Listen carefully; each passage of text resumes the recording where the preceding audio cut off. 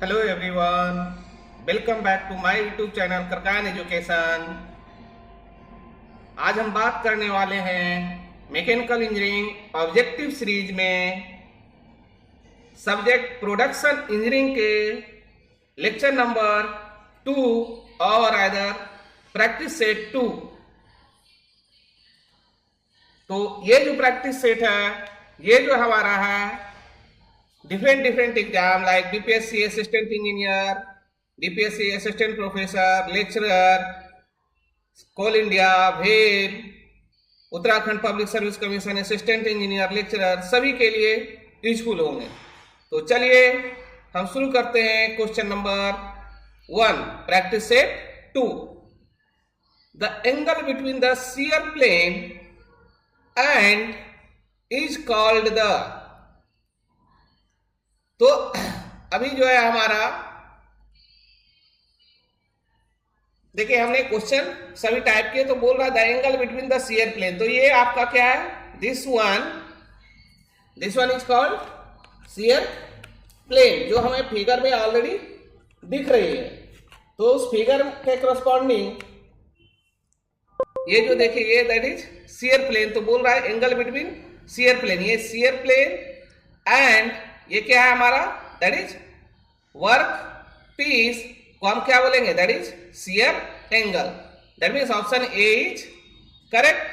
Clear? किसी को कोई डाउट? चलिए क्वेश्चन नंबर 2 का फटाफट से कमेंट में आप आंसर कीजिए। The angle made by the face of the tool, ये क्या है, that is face of the tool. ये हमारा क्या है, टूल फेस है। And plane parallel to the base of the cutting tool, ये जो प्लेन है उसके पैरेलल है ना, parallel to the cutting tool. तो हमें इसे क्या बोलेंगे, तो पैरेलल हमारा क्या है, पैरेलल टू द प्लेन, तो दैट इज दिस एंगल। तो ये एंगल की बात कर रहे हैं, दैट इज अल्फा, है ना। यही तो हमारा है पैरेलल में, ये परपेंडिकुलर है ना, तो इसके पैरेलल जो है हमारा क्या होगा, तो that is called rectangle. Clear? The angle between the face and flank of a single point cutting tool is known as.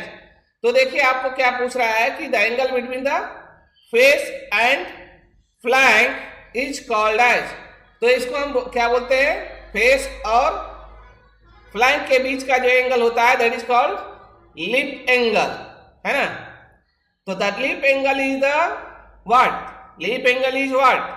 तो अगेन देखिए क्या है, जो बिटवीन द टूल फेस है ना, between the tool face and ground and of the surface of the flank, that is option A is correct. Clear? कोई doubt?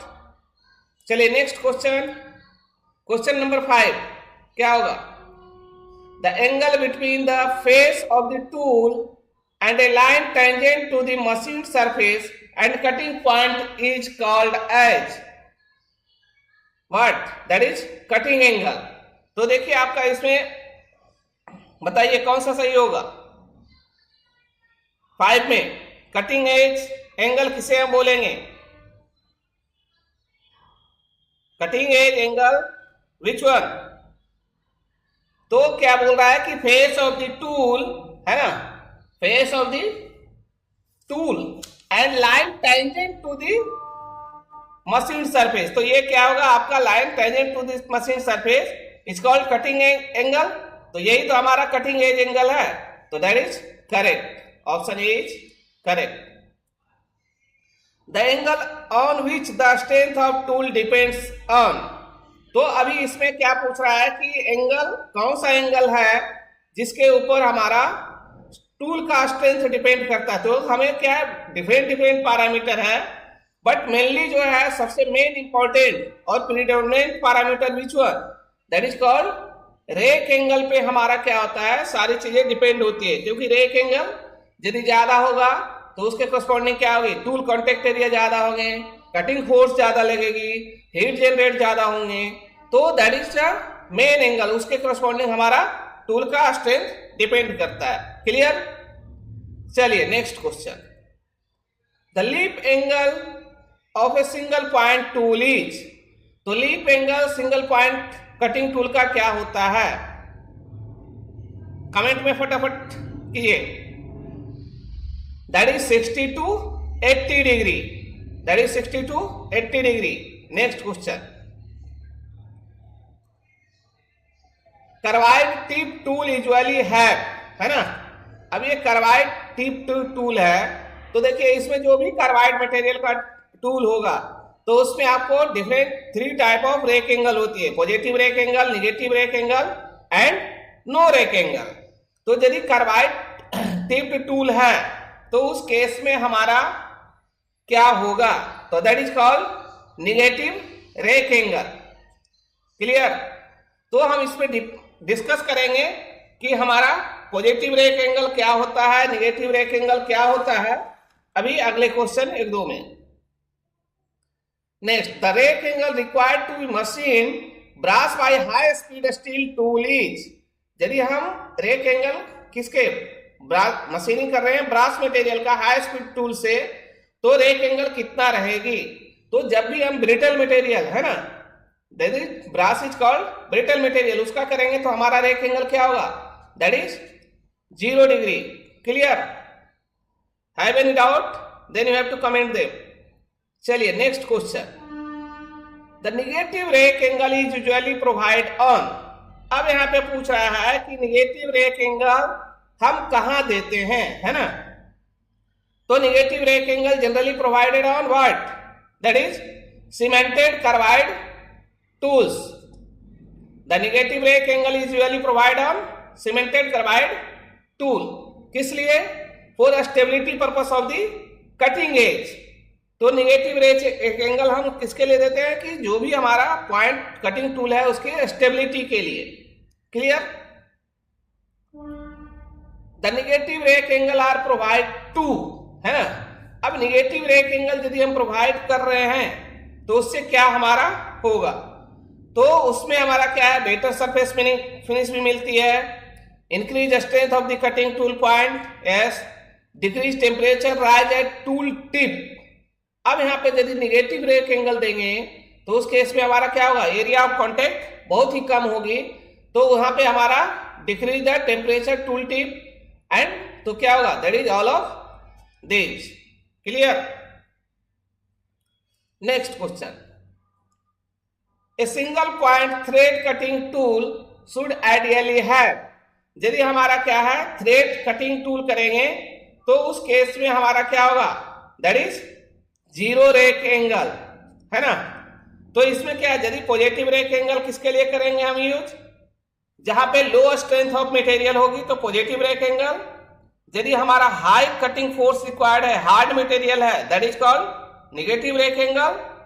और जहां पे हमारा गियर कटिंग करना है, थ्रेडिंग करना है, लाइक ब्रास है, कास्ट आयरन है, तो उस केस में हम क्या करेंगे use, 0 rake angle. And threading के लिए कौन सा टूल यूज करते हैं, that is called form tool. Clear. तो next question, question number 13, which of the following statement is correct about the nose radius. तो नोज रेडियस क्या होगा, है ना। तो यदि हमारा लार्जर द नोज, यदि ज्यादा नोज रेडियस रहेगी तो वहां पे हमारा क्या होगा, चैटरिंग साउंड होगी। तो दैट मीन्स पूछ रहा है कि which one is the statement correct. तो क्या करता है, improve the tool life and improve the surface finish, that is option C is correct. Clear. Then question number 14, the angle provide in a single point tool the control chip flow is, है ना। तो क्या है कि control chip flow is called what, that is called side rake angle. Control chip flow is called side rake angle. Clear. चलिए next question, in American standard association ASA system, if the tool nomenclature is given as 8, 6, 5, 5, 10, 15, 2 mm, then side rack angle is what। तो यदि हमारा इस तरह का nomenclature रहता है तो उस केस में जो हमारा देखिए लेफ्ट टू राइट, ये अल्फा बी दैट इज क्या है, back rake angle, alpha S that is side rake angle, then alpha E in gamma E that is in relief angle, gamma S side relief angle, है ना। C, that means cutting, end cutting edge angle, side cutting edge angle, and R is called what? That is rake angle. तो पूछ रहा है कि side rake angle क्या होगा, तो दैट इज पहला क्या है, rake angle, that is second number, that is 6. तो here given है 6, that is 6 degree. Clear? Next question. The cemented carbide tool are generally poor in shear. Generally, carbide tool tip poor in shear. Yes or no?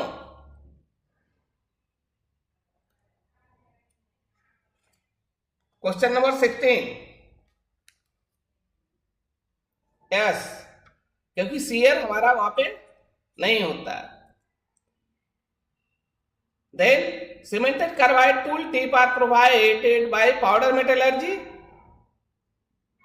Powder metallurgy से करते हैं. Yes, क्योंकि हमारा उसमें क्या है, जो भी सीमेंटेड कार्बाइड टूल है उसमें हम जस्ट कार्बाइड का पार्टिकल ऐड करते हैं, पॉइंटेड है ना, that is using the powder metallurgy. Then question number 18. The correct sequence of tool material in increasing order of their ability to retain their hot hardness. तो hot hardness retain करने के लिए क्या होगा, है ना. तो सबसे ज्यादा किसका होता है, that is cermet, then carbide, then ceramic, then borazole. That is option C is correct. The binding material used in cemented carbide tool is, तो क्या करते हैं, cobalt. That is which one? That is cobalt. Binding material used in cemented carbide tool में क्या use करते हैं, cobalt. Clear? तो next question. The rate of removing metal is that is by increasing the depth of, है ना. तो क्या होगा कि यदि हमारा larger the depth of cut होगा तो हमारा क्या होगा, cutting tool more material remove करेगी, that means increases. The rate of removing metal is increased by increasing the depth of cut. Clear? Question number 21. Side relief angle of a single point tool is the angle of, है ना. अब पूछ रहा है कि side relief angle, तो क्या होता है कि between the surface of the flank immediately below the point and plane right at the angle to this point. That is option C is correct. तो देखिए हमारा क्या पूछा था कि साइड रिलीफ एंगल, तो साइड रिलीफ एंगल ये है, तो ये हमारा क्या है, दैट इज फ्लैंक है. ये हमारा क्या है, flank, and this one is side.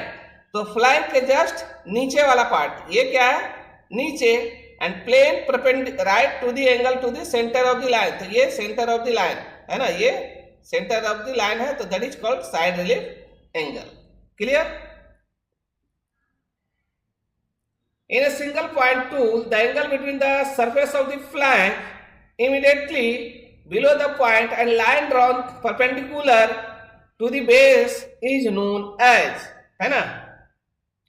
अभी हमने जो किया था वो क्या था, साइड रिलीफ. अब यहाँ पे पूछ रहा है परपेंडिकुलर टू दी बेस, है ना, परपेंडिकुलर टू दी बेस, ये that is in relief angle, है ना. तो in relief angle, that is option B is correct.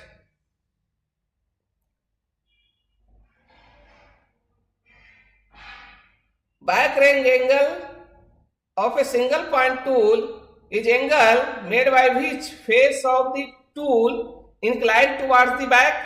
तो देखिए बैक रेक एंगल, तो ये है हमारा back rake angle.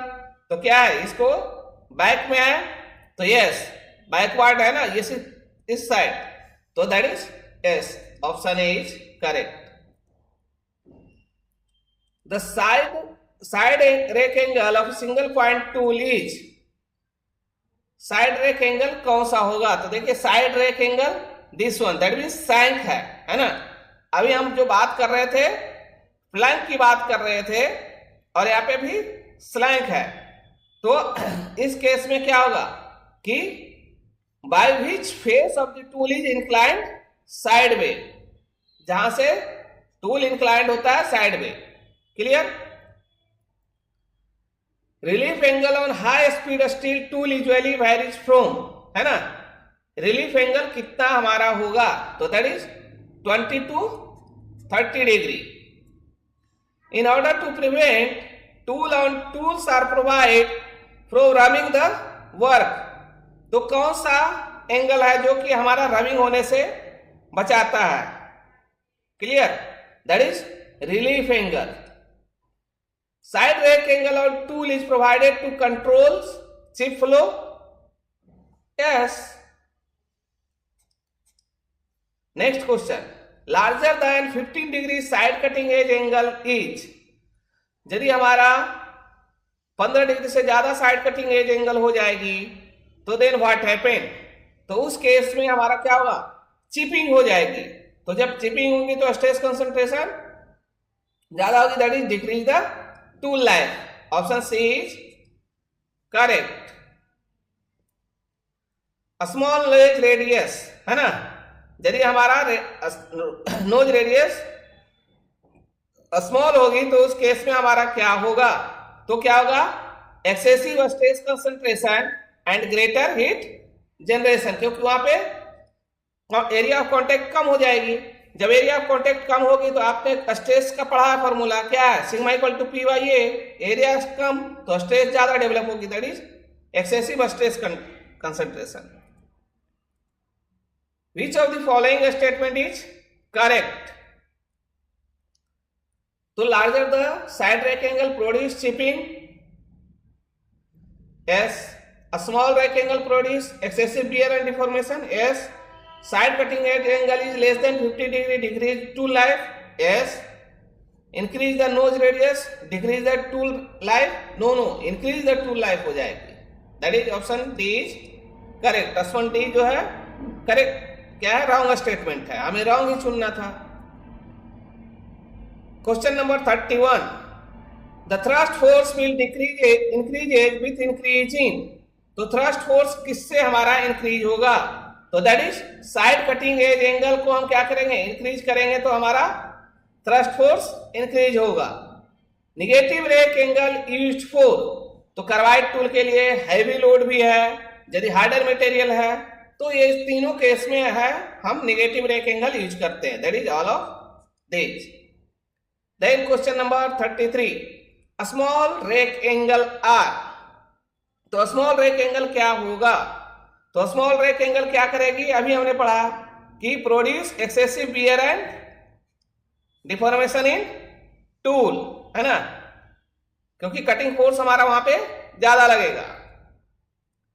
34, larger rake angle, है ना, यदि हमारा एंगल रेक एंगल ज्यादा है तो उस केस में क्या होगी कि वहां पे हमारा चिपिंग होगा कटिंग टूल पे, और जब चिपिंग होगी तो उसके करस्पॉन्डिंग हमारा क्या होगा कि जो भी सस्पेसिबिलिटी डैमेज होगा ज्यादा तो उसके लिए हमारा हार्ड मशीन होगा, तो उस केस के लिए दैट इज चिपिंग प्रोड्यूस होगी, है ना, लार्जर रेक एंगल।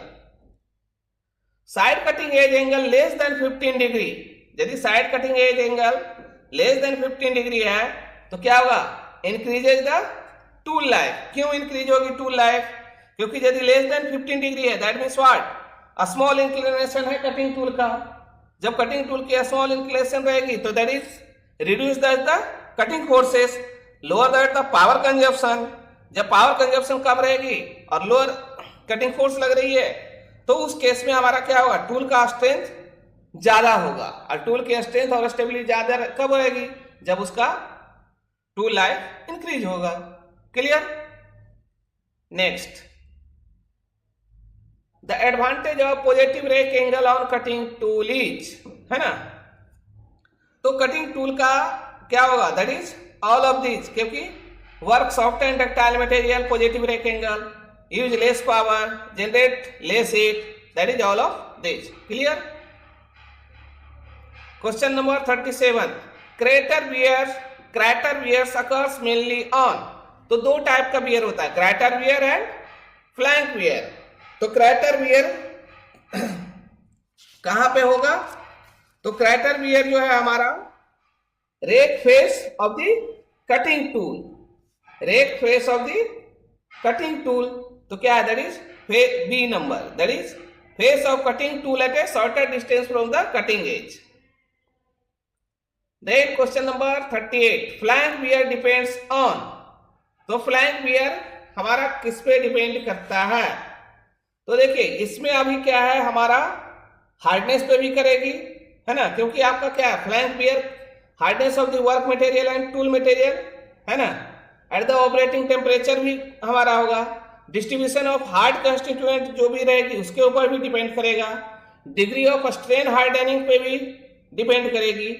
तो इसलिए हमारा क्या होगा, option D is correct. But यदि ये बुक देखेंगे आपका RS खुरमी बुक में, तो ये ऑप्शन बी दिया है, तो आप इस पे कमेंट जरूर करेंगे। और आप यदि आपको लगता है कि ऑप्शन बी ही करेक्ट है, हमारे अकॉर्डिंग तो क्या है, ऑप्शन डी करेक्ट है, क्योंकि सभी ये होते हैं। तो यदि आपको ऑप्शन बी लग रहा है कि करेक्ट है, तो आप कमेंट में जरूर आपका इसका एक्सप्लेनेशन दें। Okay, suggestion are always welcome. 39, crater wear is predominant in, है ना। अब क्रेटर वियर किस में होता है, that is tungsten carbide tool में हमारा क्या रहेगा, किसमें, crater wear. Then question number 40, flank wear is due to abrasive accretion of hard mixed constituent including debris from built up edge as work material roughs the work surface. Yes, क्योंकि जो भी आपका hard रहेगी तो वहां पे melt होकर सड़ जाएगी, that is option A is correct. Crater wear is mainly due to phenomena is, तो क्या होता है, that is diffusion process, diffusion of the metal.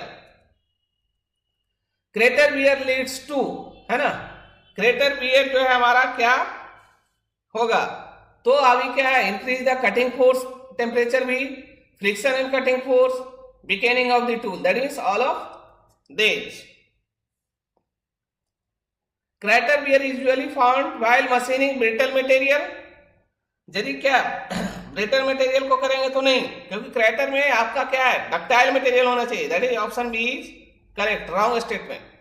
The tool may fail due to, है ना, तो टूल जो है हमारा फेल हो रहा है ड्यू टू व्हाट पर्पस, तो इसमें आपको यदि देखेंगे तो क्रैकिंग यदि एज हो जाए तो थर्मल स्ट्रेस के लिए, chipping of the cutting edge, plastic deformation of cutting edge, तो सभी में आपका फेल होगा, that is option D is correct. Question number 45, flank wear occur mainly on, है ना, तो फ्लैंक वियर क्या होता है, साइड रिलीफ एंगल पे, that is nose part and front relief edge, है ना, फेस पे नहीं, फेस पे क्या होगा, crater wear. Then 46, the parameter which completely defined the chip formation in a metal cutting process is, तो इसमें क्या है आपका shear angle and tool chip tool contact length, option C is correct. When the shear angle is small, यदि shear angle कम है, छोटा है, तो उस केस में हमारा क्या होगा, तो that is path of the shear is short and chip is thicker, है ना, पाथ क्या होगा, चीप इज थीकर। यदि हमारा larger the shear path than chip is thinner.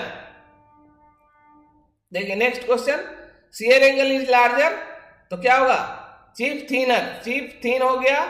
Then अभी आपका क्या है, पाथ, है ना, तो उस केस में हमारा पाथ भी क्या होगा, ज्यादा होगा, that is path of the shear is large and chip is thinner.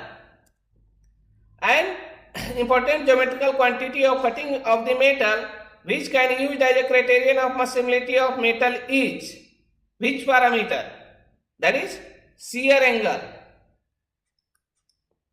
A better machinable metal is one which gives what, lower chip tool contact area and larger that shear angle, तो हमारा क्या होगा, that is better मशीनेबल metal कहलाएगा। तो हमने क्या है, production technology के प्रैक्टिस सेट नंबर 2 के 50 क्वेश्चन डिस्कस किए।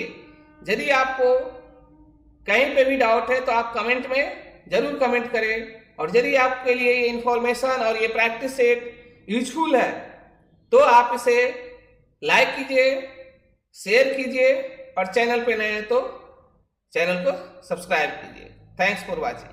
Thank you.